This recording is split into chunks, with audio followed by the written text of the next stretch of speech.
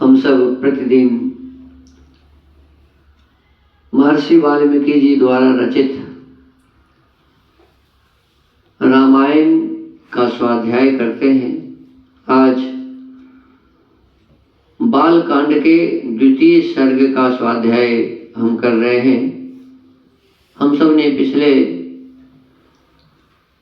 श्लोकों में पढ़ा था कि महर्षि वाल्मीकि जी नारद जी से भगवान राम का पता पूछकर अपने शिष्य के साथ तमसा नदी के तट पर स्नान करने जाते हैं और वह बहुत सुंदर घाट होता है और उस घाट पर स्नान करने से पूर्व अपने शिष्य से वस्त्र मांगकर उस सुंदर वातावरण को देखने के लिए भ्रमण कर रहे हैं। उसी समय दो पक्षी वहां आते हैं। एक व्याधा निषाद आता है और उस दो में से एक नर पक्षी को, पुरुष पक्षी को मार देता है और वो उसके छटपटाहट को देखकर, उस क्रौंच पक्षी के छटपटाहट, परेशानी, दर्द को देखकर ऊपर वो चिल्ला रही है और नीचे ये छटपटा रहा है। अब ऐसा देखकर उनके मुख से अनायास निकल गया, रे निषाद, तुम्हें शांति नहीं मिलेगी। और थोड़ी देर के बाद उन्हें एहसास हुआ कि मैं ये क्या बोल दिया, इस परेशानी में मैंने ये क्या बोला। तो इसी क्रम में अब वो अपने शिष्य के साथ स्नान करके अपने आश्रम लौट रहे हैं और फिर अब यहाँ से चर्चा करेंगे।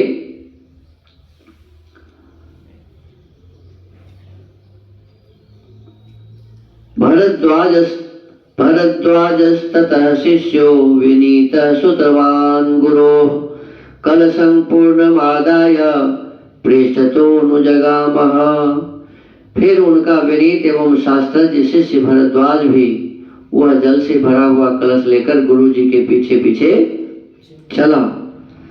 सप्रविश्याश्रम पदं शिष्येन सह धर्मवित् उपविष्टः कथाश्चान्याश्चकार ध्यानमास्थितः। शिष्य के साथ आश्रम में पहुंचकर धर्मज्ञ ऋषि वाल्मीकि जी आसन पर बैठे और दूसरी बातें करने लगे, परंतु उनका ध्यान उस श्लोक की ओर ही लगा था। किस श्लोक पर? जो उस पक्षी को देखकर, उसके दुख को देखकर, उसकी परेशानी को देखकर जो उनके मुख से निकला था, उस श्लोक को, माने उस श्लोक पर ही था। यहाँ एक बात विचार करना है। ये विचार ये है कि इसमें तो उस श्लोक के बारे में लिखा हुआ है कि उनके मन में एक भावना बनी और एक श्लोक वो उच्चारित कर दिए। जिस श्लोक के बारे में इसमें कहा गया है वह श्लोक कौन था? इसमें तो कहा गया कि उनको, उनके मन में एक भावना बनी और उन्होंने श्लोक की रचना कर दी। वो श्लोक था कौन? उसके बारे में तो लिखा हुआ है कि उनके मन में श्लोक का भाव उत्पन्न हुआ, लेकिन वो कौन सा श्लोक था ये इसमें हमारे हिसाब से नहीं है। इसमें तो अब देखो लिखा है कि शोक से पीड़ित हुए मेरे मुख से जो वाक्य निकल पड़ा है, अपने शिष्य को कहते हैं, ये बात कह रहे हैं। ये तो श्लोक नहीं हुआ ना। शोक से पीड़ित हुए मेरे मुख से जो वाक्य निकल पड़ा है वह 4 चरणों में आबद्ध है। वह 4 चरण वाला श्लोक क्या है? इसके प्रत्येक चरण में बराबर यानी 8 अक्षर है तथा इसे वाणी के लय पर गाया भी जा सकता है। वो श्लोक कौन था? अतः मेरा यह वचन श्लोक रूप होना चाहिए। मेरा यह वचन श्लोक रूप होना चाहिए। इसका मतलब श्लोक अभी बना नहीं है। उनके मन में ऐसा भाव उत्पन्न हुआ है और जिस श्लोक के बारे में इसमें लिखा हुआ है वह श्लोक इसमें लिखा हुआ नहीं है। अभी विचार कर रहे हैं, मन में दूसरी दूसरी बातें भी हो रही है और वह ध्यान आ रहा है, उनका ध्यान उस श्लोक की ओर ही लगा था। आजगाम ततो ब्रह्मा लोककर्ता स्वयं प्रभु चतुर्मुखो महातेजा द्रष्टुम तं मुनिपुंगवम। इतने ही में उनके मन में विचार चल ही रहा था। तमसा नदी से स्नान करके आए हुए थे, बैठे बातचीत कर रहे थे अपने शिष्य के साथ। उसी समय इतने ही में अखिल विश्व की सृष्टि करने वाले, माने संपूर्ण विश्व की रचना करने वाले, सर्वसमर्थ महातेजस्वी चतुर्मुख ब्रह्मा जी मुनिवर वाल्मीकि से मिलने के लिए स्वयं उनके आश्रम पर आए। अब यहाँ ये भी विचार करना पड़ेगा। देखो, कहते हैं कि संपूर्ण संसार की रचना करने वाले ब्रह्मा, तो संपूर्ण संसार की रचना करने वाले जो ब्रह्मा है वो तो ईश्वर है ना, उस ईश्वर का नाम ब्रह्मा है ना। और वो ब्रह्मा तो सब जगह रहते, तो कहां से आए, प्रश्न नहीं उठेगा।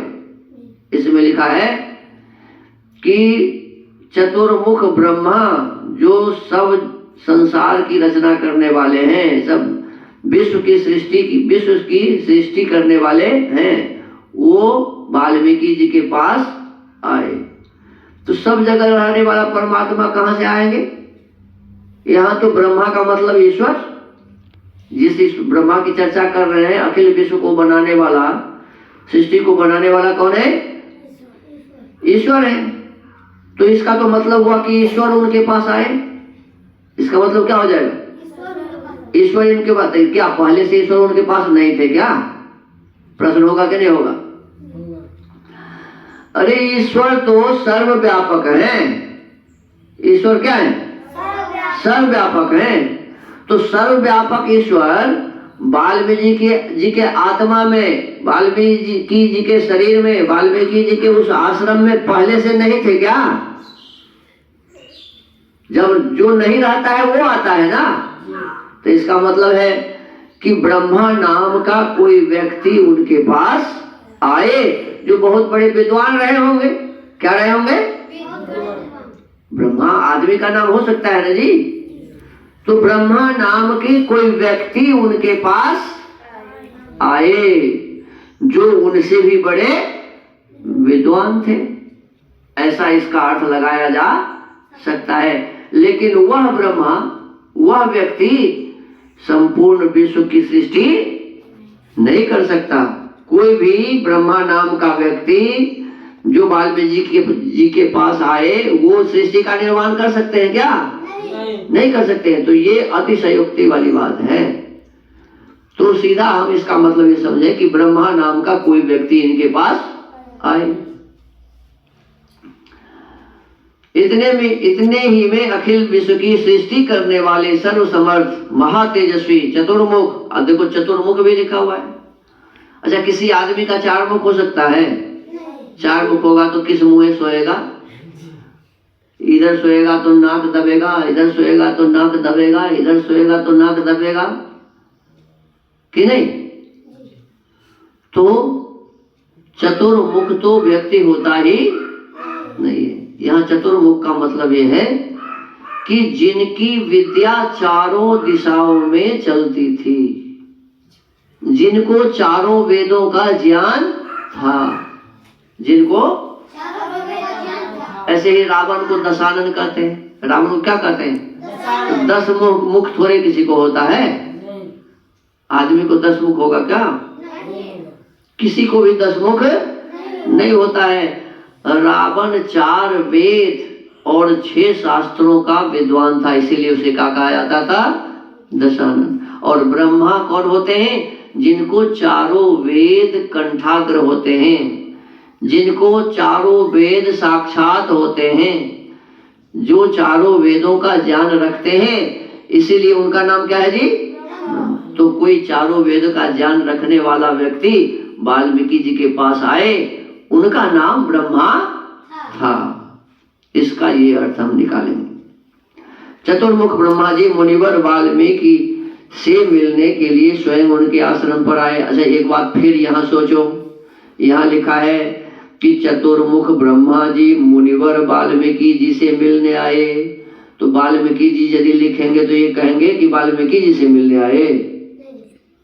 आपसे यदि कोई मिलने आएगा और मैं पूछूंगा कि भाई कौन है, कौन आया, आप मिलने आए हैं, तो आप क्या कहेंगे कि फलाना व्यक्ति मुझसे मिलने आए, सो कहेंगे ना। अब मैं कहूंगा तो क्या कहूंगा, मैं कहूंगा कि फलाना व्यक्ति राजवीर जी से मिलने आए, मैं ये कहूंगा ना। तो इसका सीधा सीधा अर्थ हो गया कि ये बात वाल्मीकि जी नहीं कह रहे हैं। सीधा अर्थ हुआ ना। इसका सीधा अर्थ क्या हुआ कि ये बात वाल्मीकि जी नहीं कह रहे हैं। वाल्मीकि रथ तं दृष्ट्वा सहसोत्थाय वाग्यतः प्राञ्जलि प्रयतो भूत्वा तस्थौ परम विस्मितः। उन्हें देखते ही महर्षि वाल्मीकि सहसा उठ खड़े हो गए। कोई भी अतिथि अभ्यागत, खास करके विद्वान कोई आ रहे हैं तो लोग, एक समाज की परिपाटी है कि उनका आतिथ्य करना होता है, अतिथि का आतिथ्य करना होता है। तो जो आतिथ्य करते हैं वो खड़े हो जाते हैं। तो वाल्मीकि जी के पास ब्रह्मा जी आए तो वो भी क्या किए, खड़े हो गए। सहसा उठकर खड़े हो गए। वे मन और इंद्रियों को वश में रखकर अत्यंत विस्मित हो हाथ जोड़े चुपचाप कुछ काल तक खड़े ही रह गए। कौन? वाल्मीकि जी। कुछ बोल न सके। एकाएक कोई विद्वान आ जाए बिना सूचना का तो एक अचंभित होते हैं ना लोग। तो मन में हुआ कि कौन मेरे पास आ गए। पूजयामास तं देवं पाद्यार्घ्यासन वंदनेहि प्रणम्य विधिवच्चैनं पृष्ट्वा चैव निरामयम्। तत्पश्चात उन्होंने पाद्य, अर्घ्य, आसन और स्तुति आदि के द्वारा भगवान ब्रह्मा जी का पूजन किया और उनके चरणों में विधिवत प्रणाम करके उनसे कुशल समाचार पूछा। कौन? वाल्मीकि जी। उनको पहले पैर धोने के लिए पैर दिया, पानी दिया। पाद्य माने पैर धोने के लिए पानी दिया। अर्घ्य पीने के लिए पानी दिया। अर्घ्य का मतलब आचमन आदि पीने के लिए पानी दिया। फिर आसन बैठने के लिए दिया, आसन बैठने के लिए दिया। और फिर उनकी स्तुति की, ये आप तो बहुत अच्छे आदमी हैं। ये क्या है? आपने बड़ी कृपा की कि मेरे पास आए, मेरे घर पर आए, ये स्तुति हुई। तो इसी का नाम पूजा है। इसी का नाम क्या है जी? किसी को हम जल देते हैं पैर धोने के लिए, पीने के लिए पानी देते हैं, बैठने के लिए आसन देते हैं, उनकी प्रशंसा करते हैं, यही उनकी क्या है? पूजा है। तो इस प्रकार ब्रह्मा जी का पूजन किया और उनके चरणों में विधिवत प्रणाम करके उनसे कुशल समाचार पूछा। आज के स्वाध्याय को यही विराम देते हैं। ओम